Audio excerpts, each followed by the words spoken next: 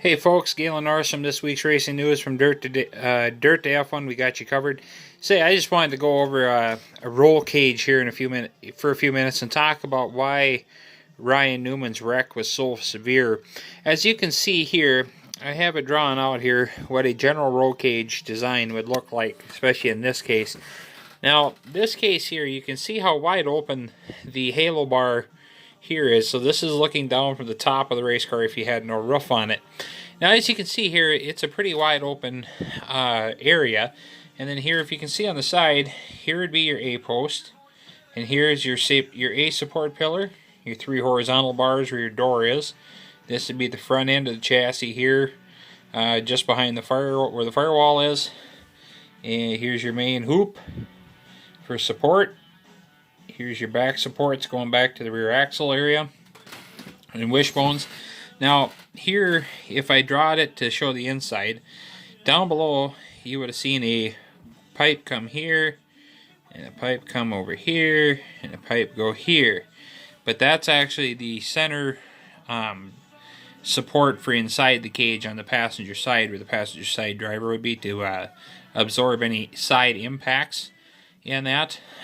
So that's not drawn in this picture because it has no bearing on what happened with Ryan Newman. Now, what makes Ryan Newman's wreck so scary and as bad as it was is this halo bar up here is not made to take the force of a stock car hitting it at 200 plus mile an hour. The halo bar is actually there to protect you from, in the event you roll over and you land on it. It can take a hard landing, but it's not made to take an impact. So, now I'm going to use my Kurt Busch car here. Now, when he rolled, he hit the wall, nose first, like so, rolled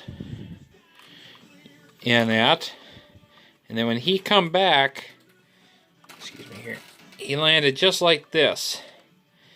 And if you notice that the left side now is open to the driver, which is where my finger is here.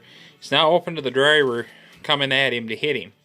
And what happened was, when it hit in this part of the halo bar. So see, it's wide open here. Driver's sitting right here, wide open.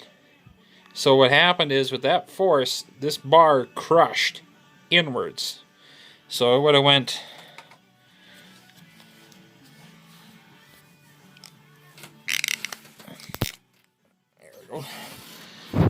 so the force of the impact was right here, like this. So it actually forced these bars this way.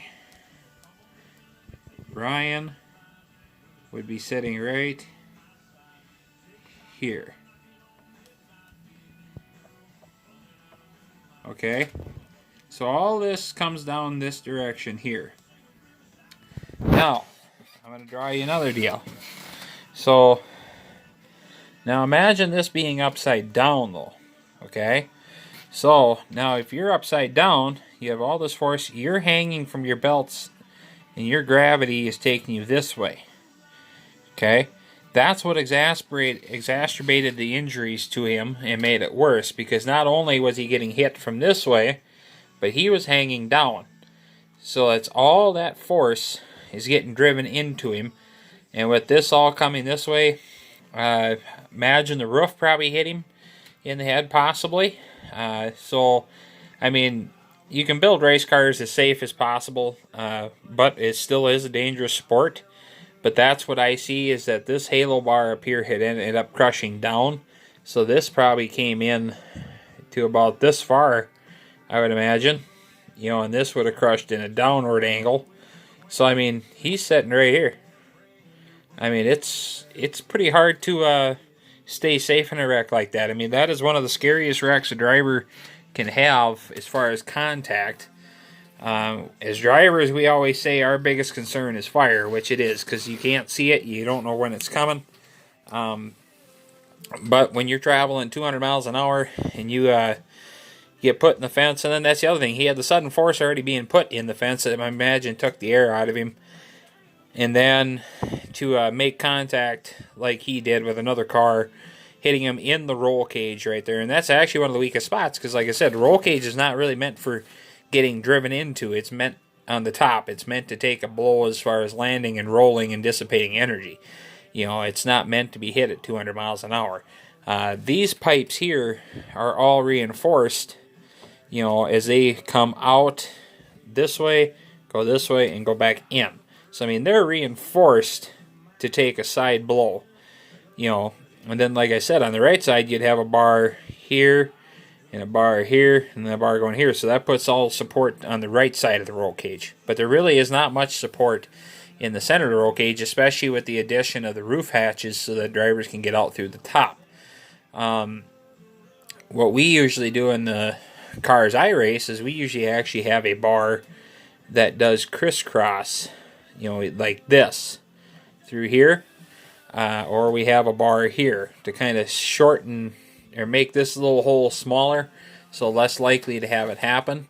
Granted, we're not traveling at 200 miles an hour what I race and stuff, but that's the thing. I mean, this point here and this point here and the points here and here are really meant to take that kind of a blow. But anything up here is not meant to be hit at 200 miles an hour by another stock car. I mean, it's just, they're not built for that. So, like I said, thoughts and prayers with the Newman family and his recovery. I hope everything goes well in that. But I just wanted to give you kind of a idea of what the roll cage does, how it's supposed to work, and how it more than likely got damaged in that. And the other reason why I think it got damaged the way it did, as I've illustrated, is by the way the car sat on the roof after the wreck. I mean, the left side was pancaked down, and the body panels were pushed out. So, I mean, something was flattened on that roof. And I think that's why it took 20 minutes to cut him out, because everything was so glommed together from that hit and they had to be careful because they were having to cut very close to him in the process to get him out and extricate him from the car and that. I wouldn't be surprised if back injuries are a concern, considering they were very gentle in rolling the car back over to extricate him from the car. So I think a back injury is also a great concern.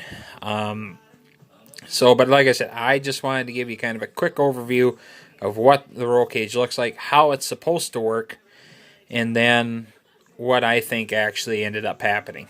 So, thank you. You have a good night. Keep Ryan Newman in your thoughts and prayers. And hopefully this information was useful to you so you kind of understand why the roll cage collapsed as it did, in my opinion, and why it did its job in saving Ryan's life, but how the construction of the cage is actually still very much open to damage in this particular area. So, thank you.